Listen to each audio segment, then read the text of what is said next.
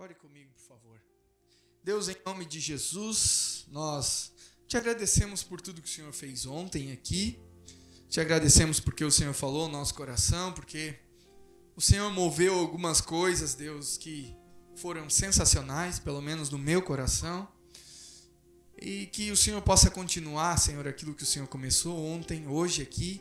Que a Tua palavra possa vir no nosso coração e encher ele, Senhor, de esperança, de fé, de graça, do Teu amor, Pai.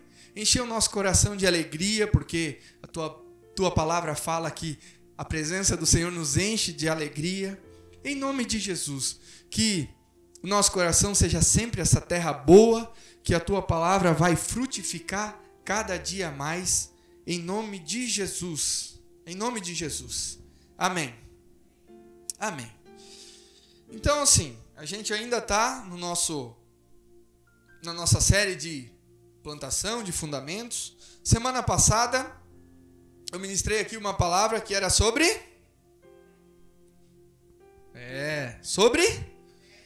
fé. E então, através da palavra, através daquilo que a gente desenvolveu aqui, nós entendemos algumas coisas sobre fé. Por exemplo, que fé não é um pensamento positivo. Fé são fundamentos que nós colocamos na nossa vida para viver a partir de. Para vivermos a partir desses fundamentos. Para guiarmos a nossa vida a partir disso. Então, fé é o norte para a nossa vida. Basicamente foi isso. A palavra está no YouTube. Quem quiser entrar lá e pode assistir a palavra que está no YouTube.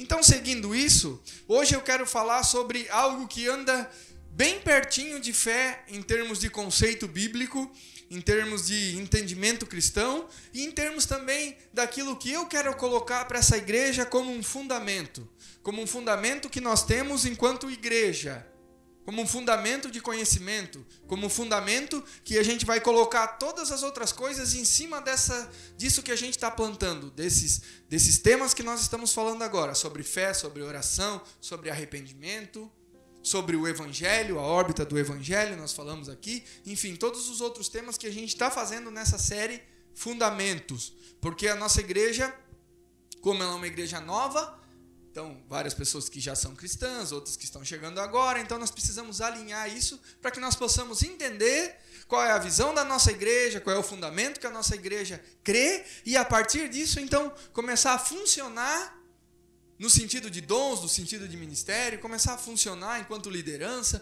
dizer, Deus, eis-me aqui, Senhor, estamos juntos aí e faz de mim aquilo que Tu quiseres. É esse o grande fundamento disso que a gente está aprendendo aqui, e alinhar a nossa igreja em termos de conhecimento, de fundamento mesmo, teológico da nossa igreja. E hoje eu quero falar então sobre graça. Sobre graça. Fé anda bem juntinho com graça, né?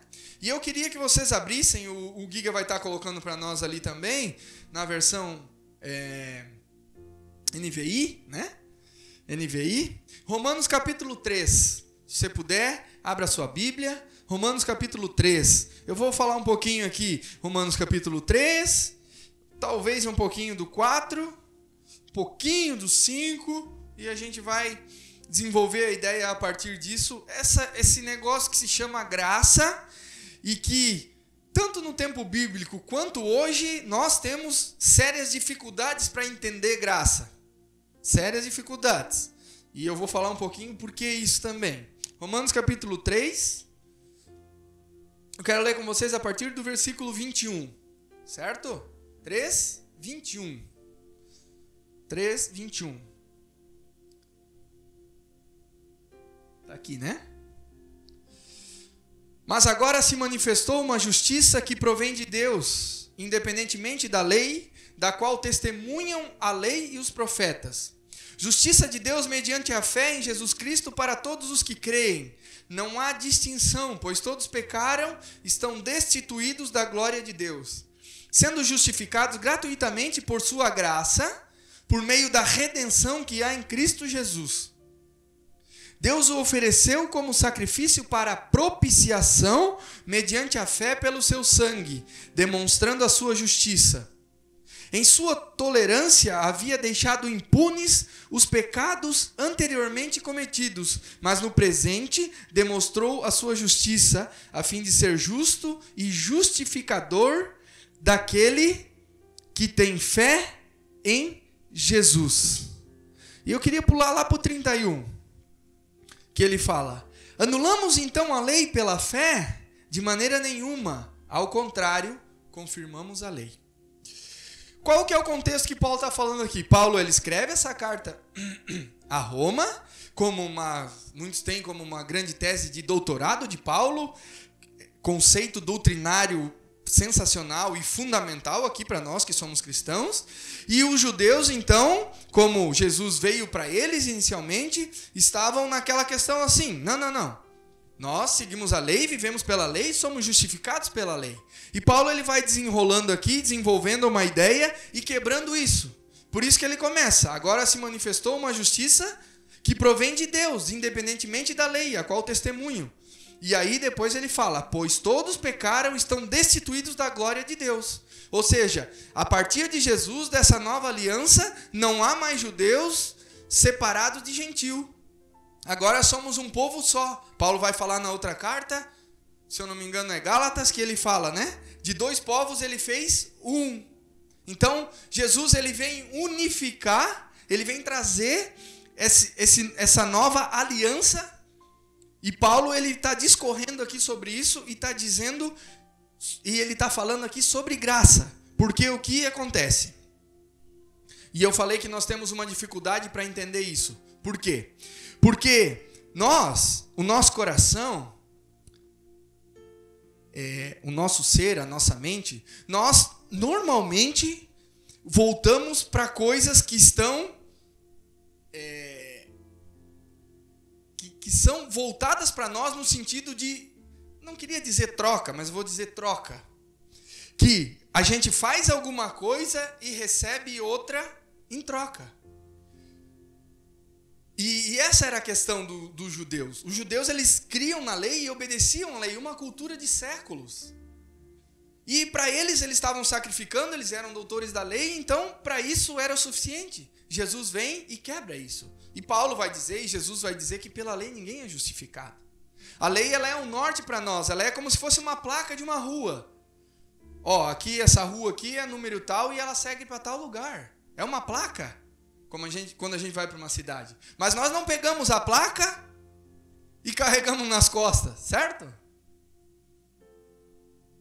Eu não vi ninguém dizendo assim: não, eu estou na rua 28 de agosto, mas para ter certeza disso e para mostrar para os outros que eu estou certo, eu estou carregando a placa 28 de agosto nas costas, porque aí não ia ter placa suficiente também, né? Imagina o que a prefeitura ia gastar para colocar uma placa para cada um. Não, ela é uma direção para nós, ó. Se você seguir aqui, você vai a Jaraguá do Sul. Então a placa está ali para direcionar. E a lei é esse o sentido. Claro que no Antigo Testamento ela tem um conceito diferente. E Deus estava preparando o caráter daquele povo para mandar Jesus. A Bíblia fala que o fim da lei é Jesus. E é essa a grande questão que nós temos que entender. E que não é por aquilo que a gente faz.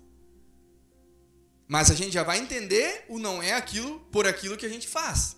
Porque senão a gente vai para outro extremo, né? Tá, não é a lei, então eu vou fazer aquilo que eu quero. Não é isso. Claro que não é isso. Óbvio que não é isso. Mas a lei não pode ser a nossa motivação. A lei não é a nossa motivação, porque nós não vamos dar conta da lei.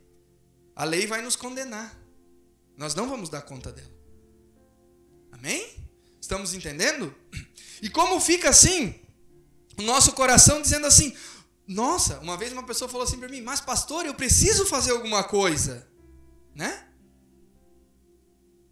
Ora, eu preciso fazer alguma coisa. Realmente precisamos fazer alguma coisa. Mas o centro não somos nós e nem aquilo que a gente faz. O centro é Jesus. Então aquilo que a gente faz como resposta a Jesus. E não para que nós tenhamos Jesus. Entende? Nós não buscamos santidade, nós não buscamos ter uma vida reta, nós não buscamos ser pessoas idôneas naquilo que a gente faz e na forma com que a gente conduz a nossa vida, para que nós possamos receber o favor de Deus. Não é para isso que a gente faz. A gente faz essas coisas ou busca essas coisas porque a gente já recebeu o favor dele. Conseguimos entender isso? Esse é um conceito fundamental para que nós possamos entender e para que o Evangelho não venha trazer um fardo no nosso próprio coração, para que nós possamos seguir parâmetros para chegar a Jesus. Não, nós já temos Jesus. A partir do momento e pela fé, Paulo fala aqui, que nós cremos em Jesus. Então nós já obtivemos o favor dele. Nós cremos em Jesus. Senhor, eu creio em ti. Tu és o parâmetro para a minha vida. Tu és aquele que eu quero seguir. Tu és o meu norte. Tu és aquele que eu quero. Tu és aquele que eu desejo. Tu és o suficiente para me salvar. E a partir desse momento eu já obtenho o favor de Deus. É uma entrega, não é uma negociação. É uma entrega e não uma negociação. Certo? Estão comigo aí? E aí ele fala, né? 22. Justiça de Deus mediante a fé em Jesus Cristo. Para todos os que creem. No 22 ele fala, justiça de Deus, mas claro que isso não existe. Justiça de Deus mediante a fé. Em Jesus Cristo, fé em quem? É fé no pensamento positivo? É fé, vamos acreditar que vai dar certo. É nisso? Não, não é nisso. Não é nisso, não é pensamento positivo. Vamos levitar o teclado, não é. Não é isso. Fé, a nossa fé é uma fé direcionada. A nossa fé é uma fé intencional.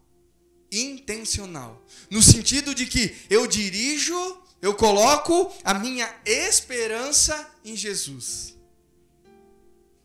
Ontem eu falei um pouquinho aqui sobre a diferença de expectativa e esperança. Expectativa é a partir de nós mesmos, esperança é em Jesus. Então nós colocamos a nossa fé, a nossa esperança em Jesus. E a partir disso, então, nós vivemos a nossa vida. Nós obtivemos esse favor. E aí ele fala, né?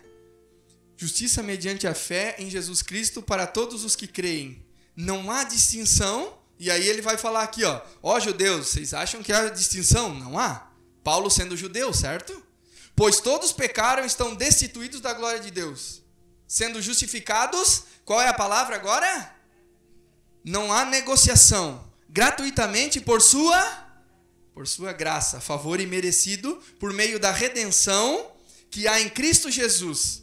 Deus ofereceu como sacrifício para propiciação. No Antigo Testamento havia um lugar que se chamava Lugar Santíssimo, ou Santo dos Santos. E lá havia a Arca da Aliança e havia uma tampa na arca com 2 querubins, a Bíblia fala, isso está lá em Levítico e está lá em Êxodo também.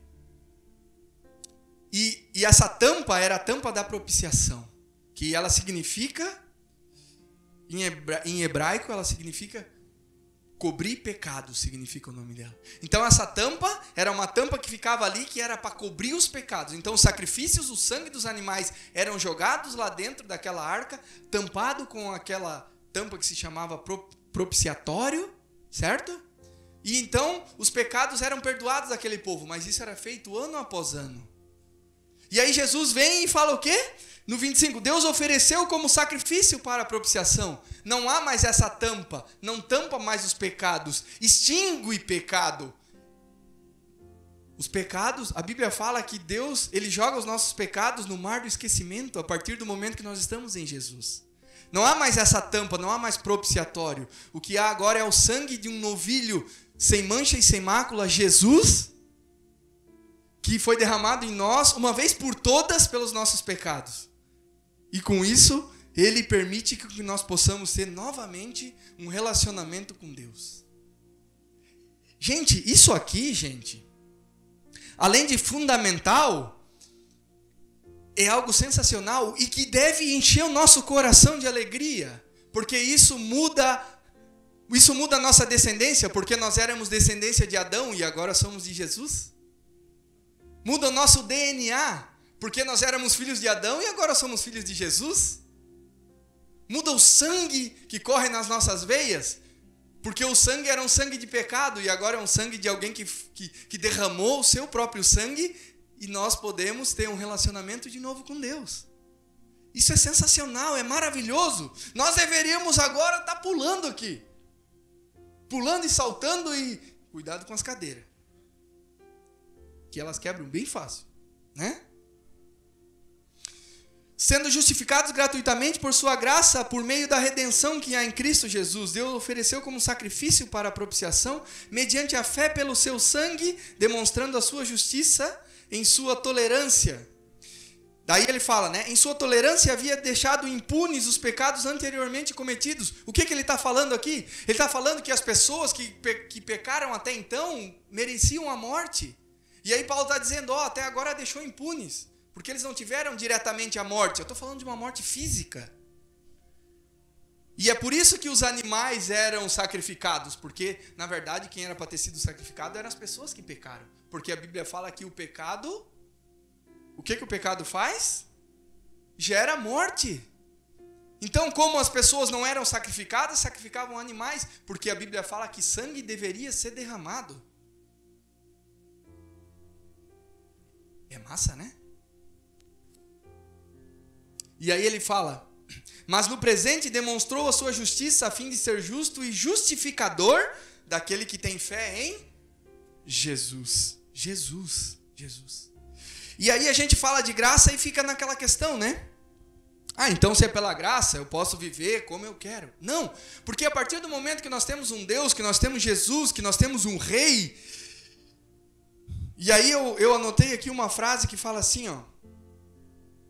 a liberdade, ela é tão maravilhosa que ela nos permite obedecer por amor. Então agora nós não obedecemos mais porque nós seguimos leis. Nós obedecemos porque nós amamos o nosso Deus. Porque nós entendemos que o que Ele fez é suficiente e que agora nós estamos livres do pecado e nós vivemos a partir da liberdade agora. Agora não obedecemos mais porque... Pela lei, pela letra, nós obedecemos por alguém que vive. Nós obedecemos por uma pessoa, Jesus. Amém? Nós não damos conta da lei. Paulo ele vem e ele esvazia toda a argumentação dos judeus, que eles viviam segundo a lei. Ele fala, não, vocês também pecaram. Vocês também pecaram. Não pensa que porque vocês são filhos de Abraão... Jesus fala que ele pode fazer brotar filhos de Abraão das pedras. Jesus não está preocupado com isso. Mas ele está... A questão é que Jesus, ele nos dá nova vida. Ele gera em nós nova vida. Ele gera em nós novo nascimento. Não há reforma para nós. O que há para nós é a morte de um velho homem e o nascimento de um novo. Não há a reforma de uma mulher, mas há a morte de uma mulher e o nascimento de uma nova mulher. Certo?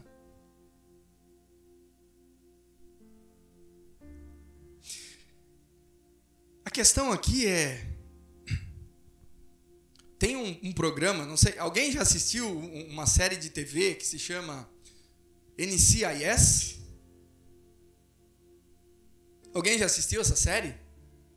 O Sérgio já assistiu, conhece aí?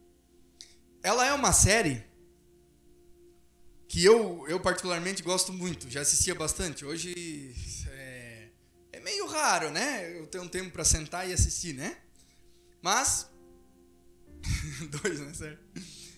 Mas quando eu podia, eu assistia muito. É uma série policial da Marinha Americana. Interessantíssima, inteligente, trama muito legal, muito interessante. E essa série, lá na primeira temporada, lá segunda, não lembro agora, ela começa com alguém da Marinha, um oficial lá da Marinha, já um senhor, ele foi condenado por algum crime que ele cometeu lá, não lembro agora se foi justo ou injustamente, mas ele foi condenado. E aí uns policiais da Marinha e a própria Marinha, eles foram lá e tal, todos vestidos daquele jeito, e prenderam então aquele senhor. E de repente veio um amigo dele e falou para aqueles senhores: vocês já viram a medalha que ele tem no peito? E aí eles se assustaram. E aí aquele amigo desse senhor que tinha sido preso abre a blusa dele aqui e tira a medalha que ele usava e mostra para aqueles policiais e para aquelas pessoas que vieram prender ele. Automaticamente todos eles pararam e bateram continência para ele. Aquele senhor, ele já estava bem avançado de idade e ele foi condenado por algum crime.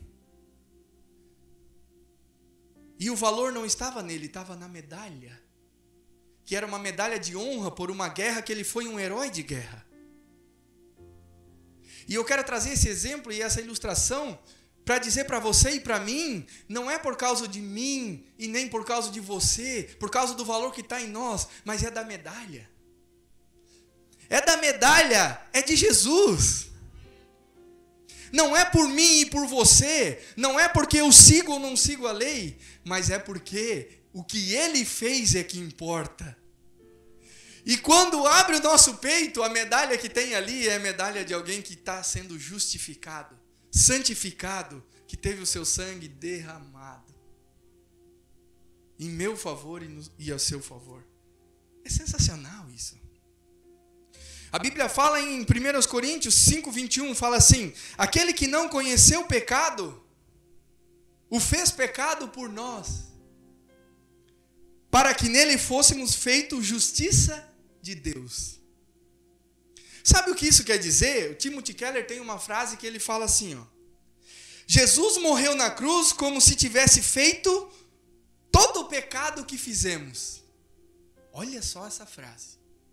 Jesus morreu na cruz como se ele tivesse cometido todos os pecados que eu, você e toda a humanidade cometeu. Ele morreu na cruz, recebendo toda a ira de Deus, toda a separação de Deus. Ou seja, ele experimentou a morte em nosso lugar. E aí ele continua a frase, e a frase fala assim: e nós, quando recebemos Cristo, Deus nos aceita como se tivéssemos feito tudo que Jesus fez. Quando eu li essa frase, gente, Jesus morreu na cruz como se tivesse feito todo o pecado que fizemos, praticado todo o pecado, toda a injustiça, todo o assassinato, tudo que você puder imaginar. E nós, quando recebemos Cristo, Deus nos aceita como se tivéssemos feito tudo o que Jesus fez. Se isso não encheu nosso coração de alegria, isso aqui é o mais puro, o âmago, a essência, o coração do Evangelho. E essa graça é isso que nos permite hoje ter um relacionamento com o nosso Deus. Porque nós estávamos afastados, nós estávamos longe. Havia um muro de inimizade, a Bíblia fala, que nos separava de Deus. Jesus vem e ele mesmo é a dinamite que estoura esse muro, que não sobra nem fundamento desse muro. E a partir de agora, a Bíblia fala que dentro do nosso quarto nós temos acesso aos céus. Nós podemos ter um relacionamento com Deus no nosso quarto, aqui na igreja, no nosso trabalho, dentro do nosso carro. Nós vivemos a partir dele, não porque é nós, mas é a medalha que ele nos deu. O valor não estava no senhorzinho, o valor não estava nele, estava na medalha de honra que ele recebeu. E nós recebemos uma medalha de honra daquele que derramou o seu próprio filho para que hoje nós pudéssemos viver. Que maravilha, que sensacional. Isso é a graça de Deus sobre as nossas vidas. Não por causa de nós, não negociamos isso. Nos rendemos e dizemos para ele: é tu, Senhor, fazes o que tu queres. E a partir disso, vivemos com ele. Em nome de Jesus. Amém?